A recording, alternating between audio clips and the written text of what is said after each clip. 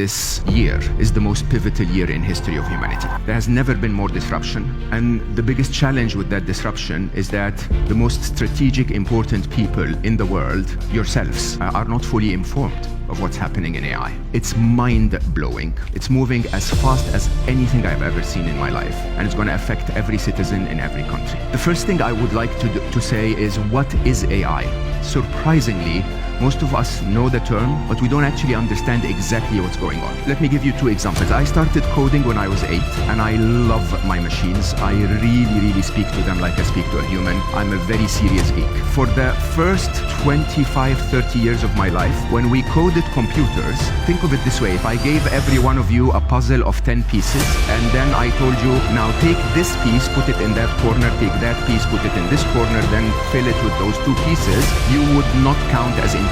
You would count as a very glorified mechanical Turk. You do exactly as you're told. That's how we used to code computers until the turn of the century. We would solve the problem first using human intelligence, and then we would tell the computers to do it repeatedly very fast. AI, by the way, is nothing new. AI, since 1956, we were dreaming of it. Even on my Sinclair computer, which is like a tiny toy, at age 8, I attempted to create AI. This was our geek dream forever. Only by the turn of the century was there enough compute power and enough data in the world because of the internet that AI started to pop up in something that we call deep learning. And deep learning was simply the idea, again, imagine as a human example, your children. So our children, when they're young, we give them those puzzles, a piece of wood with some holes in it and a cylinder and a star-shaped thing that they try to insert in those toys. Nobody actually walks to the child and say, hey, baby, turn the cylinder on its side, look at the cross-section, it's a circle, compare it to the other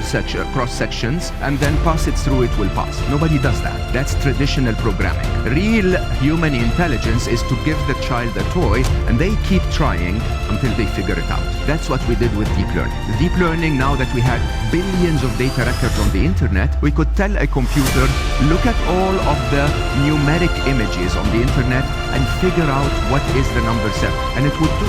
The very first example of that really shook the tech world was 2009 in Google. I was still Vice President of Emerging Markets at the time. We issued a white paper that was called the CAT paper. And the CAT paper was simply that we had enough spare capacity to tell our computers to go and watch YouTube. That's all we did. We didn't tell them what to look for. We didn't tell them what things look like. A few weeks later, one of them came back and said, I found something. We asked it what it was, and it showed us a cat. Of course, it's YouTube. But it didn't find one cat.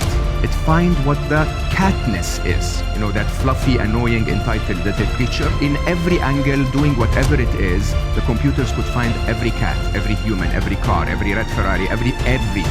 We did not teach them a thing. We just told them to observe patterns.